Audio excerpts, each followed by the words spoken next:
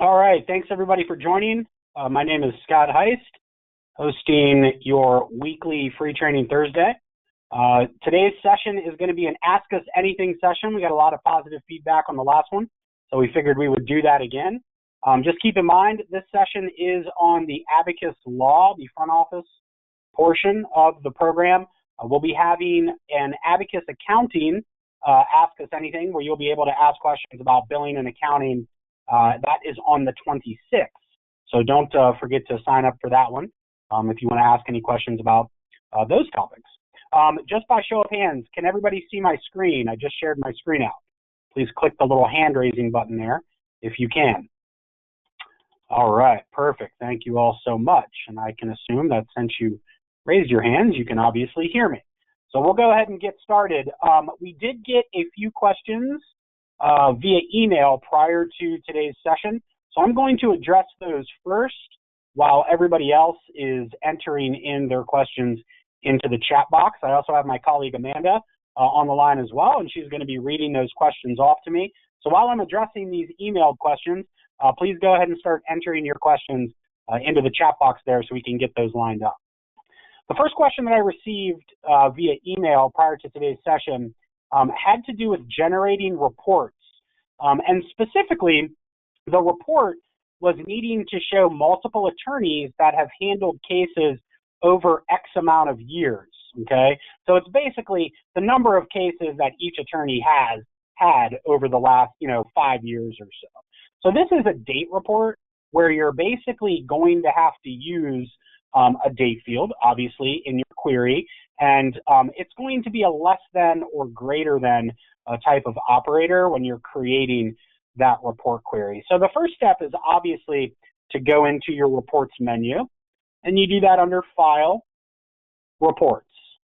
Now, because this is a report that's coming from a case perspective, this is going to be a matters report.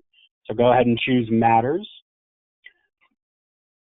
And then what that's going to do is open up your report control window. So if you're running any type of report whatsoever, you're going to become very familiar with this report control window, because this is where you're going to choose the layout of the report, which for this example, I'm just going to choose a very generic report. I don't need to do anything too crazy here. Let's see here.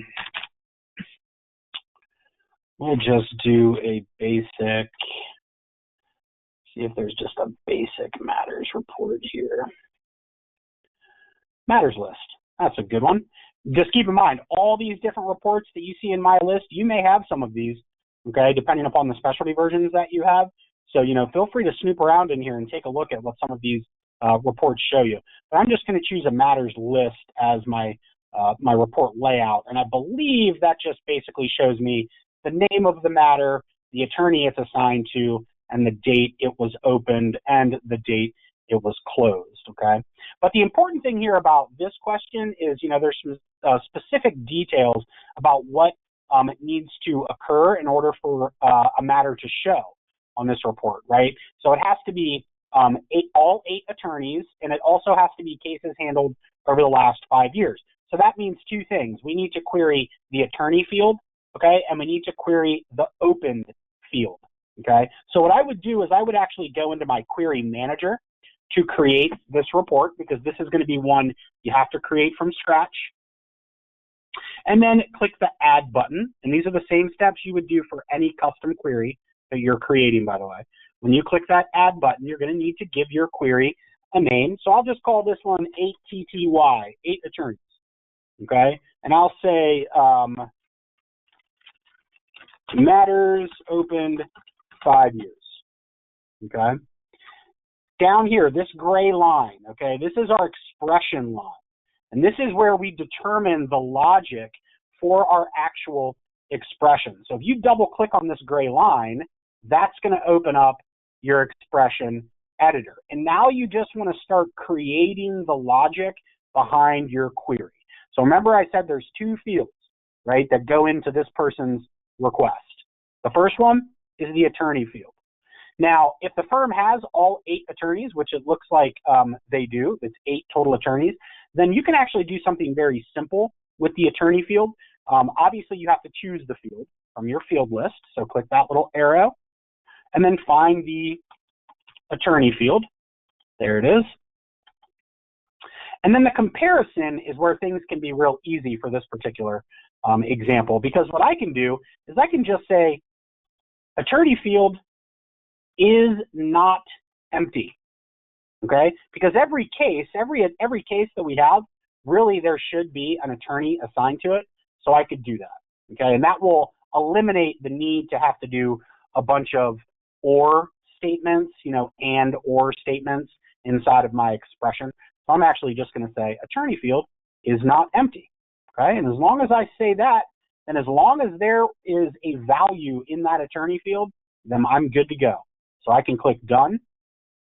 And then I need to add my second part of my expression.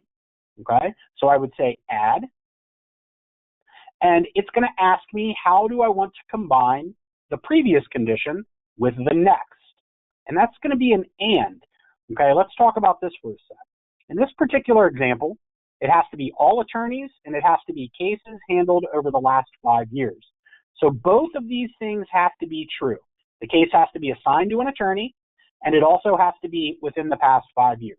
Okay, so I'm going to say and here. You would say or if either one of these items can be true. But for this example, it's an and connector. I get my expression editor back, and now I just choose the secondary field, which in this case would be the opened field. Opened, date opened is the description. Now for my comparison, because this is a date, things are a little bit different, okay? And this is something we're going back over years for. So what I would actually want to do here is I'd want to do is less than, or you can either do is less than, but actually more accurately, you'd probably want to do greater than, is greater than, and then just put in the date 5 years ago. Okay? So as long as the date is greater than 4/19, or maybe we do 4/18, okay, 2013, then any case with an open date that is greater than that date would show on your report.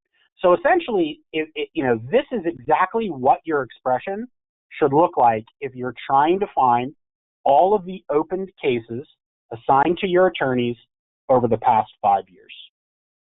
Just like that. First one is attorney is not empty. Second one is open date is greater than 4/18/2013. So that's the answer to that one. So I'll go ahead and close out, and we'll move down the list.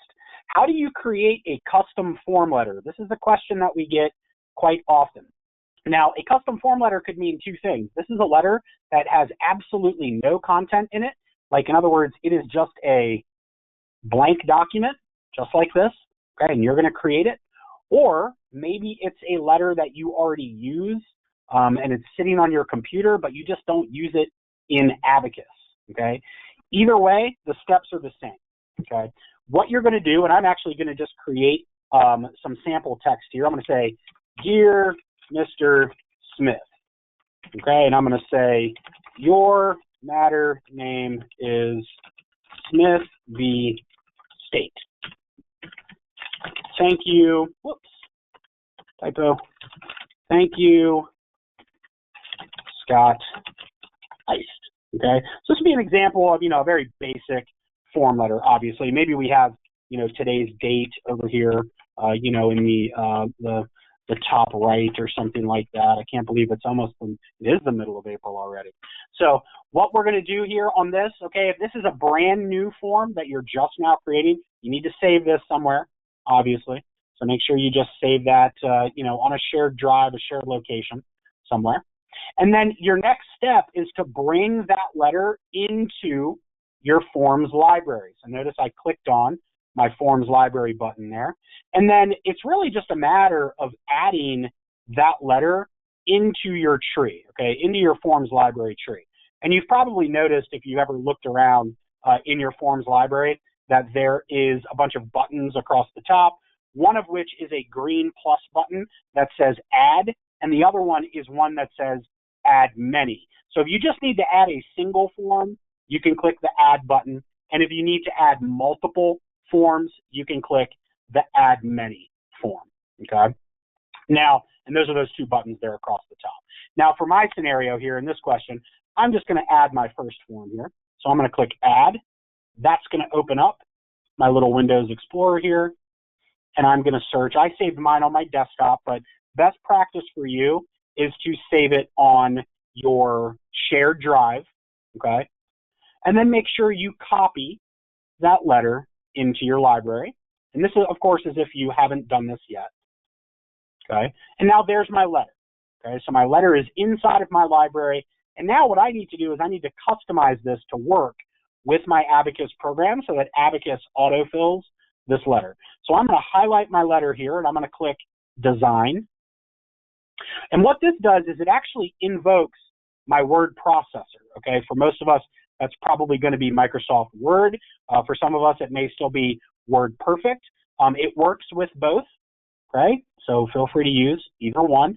I prefer Word. I usually advise people to use Word. It's a little bit better for merges, in my opinion. But essentially what we're doing here is we're blanking out the personal items that we always type in, and we're replacing those items with the merge field. So things like Mr. Smith, okay? We don't want to have to type out the Mr. or Mrs. greeting every time we, fill a form. So I'm actually going to backspace that out of there. And in its place, I'm going to click Insert Merge Field. And I'm going to merge in the appropriate field, which in this scenario would be Client Dear. For my date, I just backspace out what I'm always typing. And in its place, I click Insert Merge Field, and I put in the field for today. The name of my matter, that always changes every time we fill out a form, right? So I can back that out, and in its place, insert the merge field for File Matter. That's the matter name. And then for the attorney, if we have multiple attorneys in our office, maybe this letter is coming from a different attorney. I can blank that out, click Insert Merge Field, File, Attorney. Okay, so you get the idea there. We're matching the corresponding Abacus fields with the appropriate areas of our form. Okay, and then it's really just a matter of saving our letter. Okay, we can close out of it. And then if we need to run it, all we have to do is click on our letter, choose our matter from our matter list. Let's choose Dovey Smith. And then click Fill Form. And that will, again, invoke your word processor, which will give you your end result. Okay? I didn't have to type in Mr. Doe. I didn't have to type in the date. Didn't have to type in the matter name. Didn't have to type in the attorney. Okay? It did all that for me. And if you need any additional help on this, don't forget we have training videos online underneath our More section of our webpage, so click there. And then if you want some more in-depth training, you can always shoot us an email, training@abacusnext.com. We can schedule some time to take care of that for you. Okay, a couple very simple questions. How do you stop the announcement window from popping up? So if you're logging into Abacus for the first time in the day, you've probably noticed an announcement window that tells you about upcoming webinars, upcoming updates, upgrades, feature enhancements, things like that, important information, but not everybody in the office needs to get them, okay? So that's actually an administrative pop-up, so chances are if you're getting that, you are an administrator, and you can turn that off by going into your user preferences, File Setup User Preferences, and there is a button, a checkbox that says Get Admin Alerts. If you deselect that, you will not get that pop-up, okay? But I will tell you, at least one administrator in your office must have that feature turned on, okay? It requires one person to have it on. So you can just uncheck that and it will go away. The other question was, let's see, the help file. The help file seems to be down. I have seen this before when you try and open the help file or you hit the F1 key on your keyboard where it shows Internet Explorer cannot display this web page. That usually has something to do with connectivity on your network. but our tech team can actually fix that for you. So if you have an issue where you're hitting the F1 key on your keyboard to open your help file and it's giving you an error or it's telling you it can't load, please contact our support team at cse@abacusnext.com, and they will be able to get that corrected for you. Okay, last email question here, and then we'll move on to our typed questions. How do you insert reminders into an event rule? This is one of my favorite things to do. When you have calendar rules, okay, and for those who don't know what calendar rules are, think about, calendaring an item that has a bunch of extra events associated with it. So for instance, if I have an appearance in court on a certain date, I probably have a bunch of reminders calendared, leading up to that date, okay? And I can add those reminders, I can modify those reminders as I need to. So the way you do that actually is by going into File, Setup, Rules, okay? That's your rules menu. Highlight the rule or the event, whatever it may be, that you're trying to edit. Like for instance, if I just wanted to do maybe a new criminal case, okay, I can click Edit. And maybe I want to insert a reminder into this list of events that are going to get calendared. Like maybe my 9th event is to call the client to remind him to give me the retainer. I can click Add right here down at the bottom left, and I can put in a new reminder. Okay, just type reminder as the what code, and for your description, put in whatever that description in it is. Call client to get money. Okay. The important thing here, though, is to make sure you're inserting your reminder into the right location in the calendaring event. So that is going to require you to know about the interval and the relative fields. The interval is going to be the amount of time in between the events. Okay. So if I want to set my reminder 5 days after we're going to collect the retainer, okay, I would choose an interval of 5. And then because I'm setting this reminder after this number 8 event, I would choose relative to event number 8. Okay, so basically what that means is that 5 days after event number 8 gets calendared, this reminder is going to get calendared. Okay. Rules can be a little tricky if you've never used them before, but once you get the hang of them, they are very handy. So if that went way over your head, that's okay. Let us know. Shoot us an email, training@abacusnext.com, and we can go over all of that with you and spend a little bit more time on it. So I will turn it over to Amanda. For anybody who didn't get their email question answered, don't worry. I'll be following up with you after the webinar via email to get it taken care of. And some of you I've actually already followed up with, so you should have already seen that. But I'll turn it over to Amanda now and read some of our questions online. Thank you, Scott. So the first question is, how can I create a to-do list in Abacus? Yes, to-do lists are great. So you can create a to-do list basically right on your calendar. There's a section right here for to-do. You can see I've got 4 in here already. All you have to do really is, if it's for this specific day, like April 19th, just click the plus button right here next to the things to do section. And you'll notice in my event window, where normally you would see a time for like an appointment, it actually has the words to do listed right next to it, okay? So like my first to do, I would say I'd assign it to myself, okay? And I'd, give it, some sort of what code. The what code is up to you. This is just a way to basically classify what the event is. I'll just leave all of mine appointment for now, but you are welcome to, edit these if you want to, add your own, use existing ones. Okay, but the important thing here to make it a to-do is that the time field actually says to-do. That's very important. So if this was, I don't know, cut the grass, right?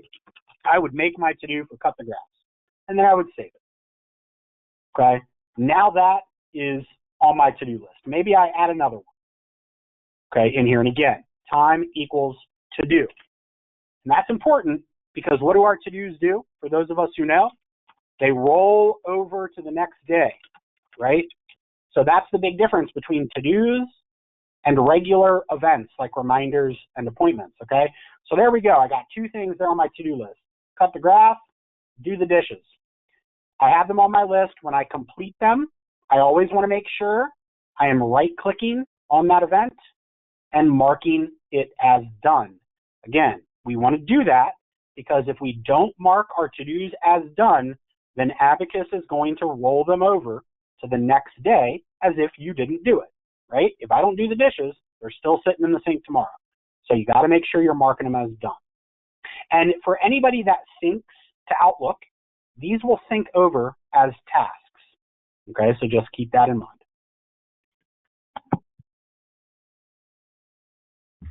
The next question is, can we load a picture of an attorney or judge?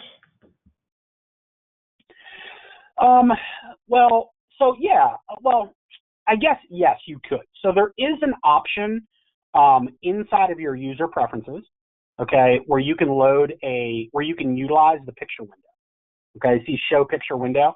And then this picture window actually allows you to apply a photo, to a specific matter or to a, I believe it's only for matters, but let me double check on that.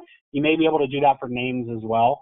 Actually you can. So it says you can, yeah, name or matter record. So you can do that just by turning that feature on. And it will, every time you open a name record, it basically allows you to apply a picture. Now, if you want to just apply images in general to like a case, like let's say it's like a personal injury case or something like that, or maybe it's a personal injury client and you want to add, pictures of injury or pictures of damaged property, you can do that either in the name or matter record. Let me open up this matter real quick. You can actually attach those via the Documents tab, okay, right here. So you can just drag and drop those images, or maybe just drag and drop like the whole folder of the images directly into this Docs tab, and it will link, those items for you. Okay.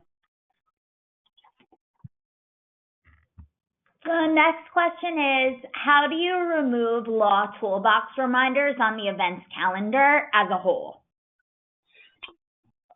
Yep, I get asked that question a lot too. So just to clarify, what this user is talking about is tooltips, okay? When I hover my mouse over an event, see how a box automatically comes up? So this is very handy if, if your calendar doesn't have, tons of things on it for different attorneys. Because as you can see, notice how that box also takes up some additional space below the event. So if you have a bunch of stuff on here, just moving your mouse around, you end up with, a bunch of toolboxes opening up. So if you want to remove that feature, it's under User Preferences. Just go to File, Setup, User Preferences, and there is an option for tooltips. Show mouse over tooltips.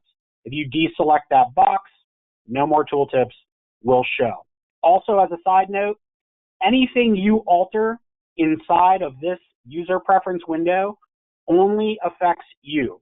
Okay, it is not a global change, in other words. So just, if everybody in the firm wants tooltips turned off, then everybody in the firm has to go to their user preferences and turn it off. It's not global. Okay, the next question is, after I link an email, how can I create a personalized folder within Abacus so that I can link certain emails into the personalized folder as opposed to just sending it to a generic correspondence? Yes, so that is something that we're actually in the process of working on now. So what I'll tell you right now, the short answer is you cannot do that inside of a case window, okay? You can do that for documents, okay? We are working on a solution to be able to do that for emails as well, and it will look similar to what you have in documents. Notice there's a button now under your Docs tab that says Folder View, okay? And I have some different folders created here. Eventually, you will have the ability to do that in emails as well. But for now, unfortunately, when you link an email, it does just get sorted by the date of the email, or actually whatever column header you click on to sort it by. There's no way to create additional folders. So I can show you some workarounds, and I think you sent that in an email. So I believe I have your email address. So I will follow up with you and show you some workaround ways to maybe accomplish that task until that feature is updated in the system. How do you do conflict checks? So conflict checks are, if you think about what a conflict check is in general, it's really just a search, right? We're searching, we're querying certain parts of our database to look for a keyword, which usually is a name. So if we click this conflicts button, we are presented with our conflict of interest check window. We want to enter in the names, okay? Usually it's the last name you're looking for, so I could type those in.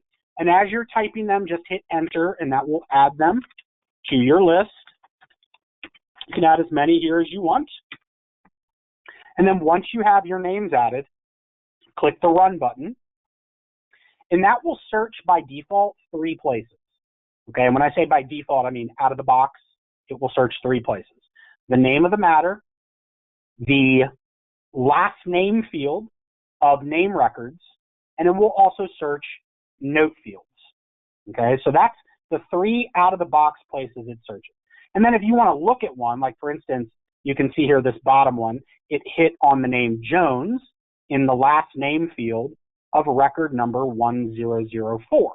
So if I want to look at more details of that record to see if it is in fact a conflict, I can double click here and that will open up a snapshot of that record. So I could look at this and maybe check the address, check the phone number, and validate whether it is or isn't a conflict. If it is not a conflict, then I just check the checkbox and it removes it from my list. See that, how it removes it out of there? And then I can print this if I need to. Some people like to print the conflict check and maybe link it to their matter just to show that it was done. Now keep in mind, I said matter name, last name field, and note. You can change that.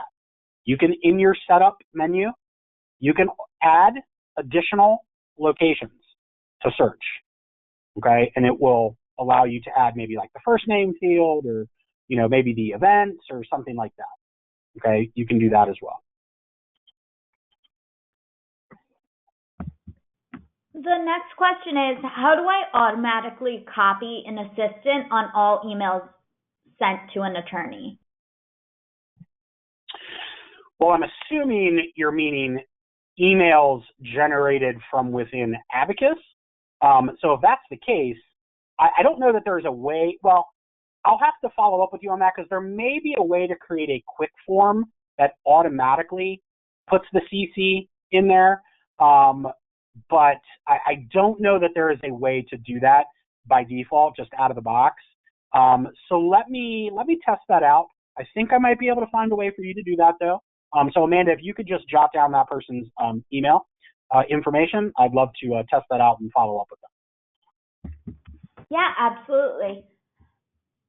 The next question is, when creating user-defined screens, can you take pages from various screens and combine them?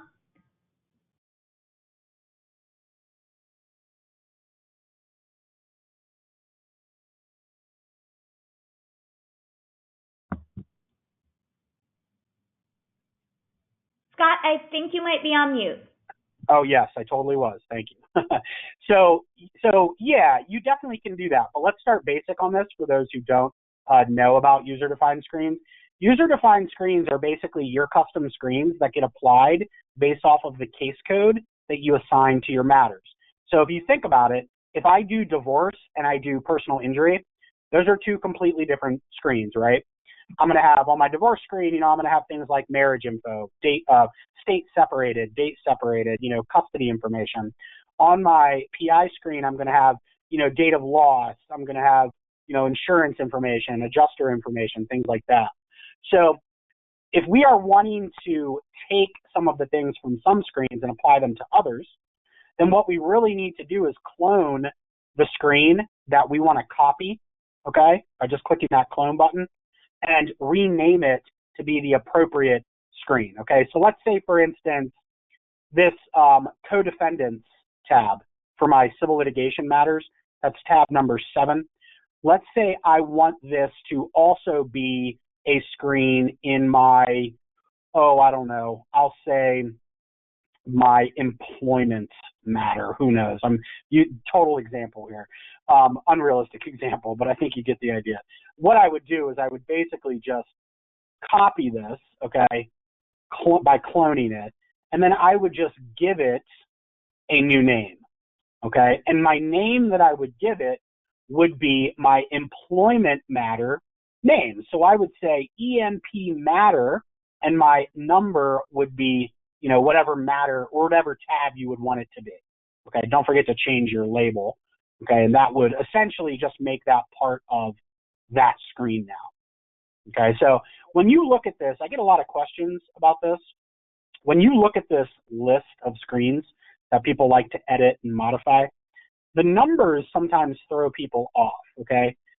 You always generally have, for every screen that you look at, you always generally have, I think it's 5 or 6 tabs, okay? You always have a linked names tab, you always have an events tab, a notes tab, a docs tab, and an emails tab.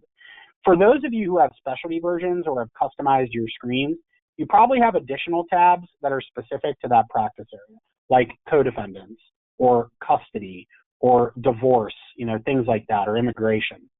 So the number that you see here, that's the number order of the tab, just so you know. Whatever number you put in on your new screen that you've created, that number just needs to correspond with the placement in your tab structure on your screen. That's another one of those things for whoever asked that.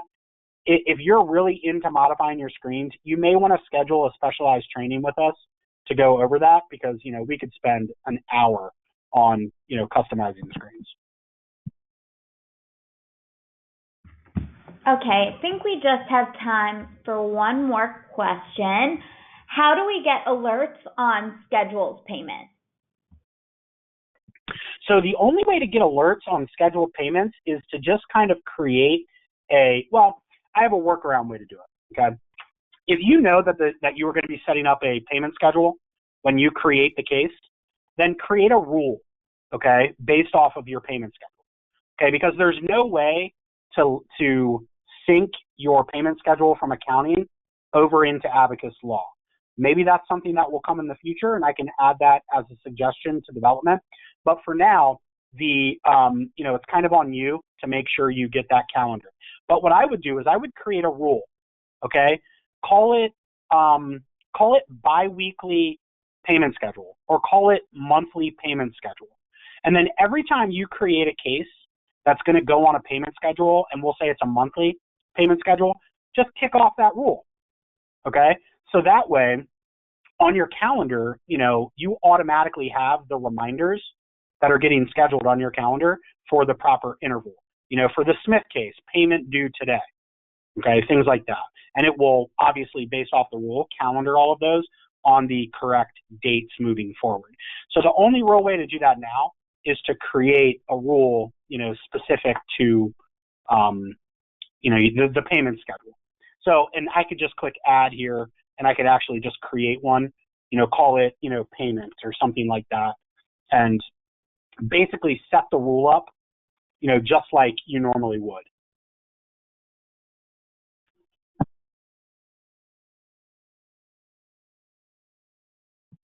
So hopefully that answers that question. And if you need any additional help on that, like I said, rules can be kind of tricky. So if you need extra help on that, just let us know. All right, I believe that's all the time we have. As a reminder, all questions that we did not get to today, Scott will be reaching out and answering you directly. Scott, do you have anything to add? I do not. Well, actually, yes, one thing. And if you were on our last sessions, you may have heard, and you may have seen it in the advertisements, but our first annual user conference is occurring in July.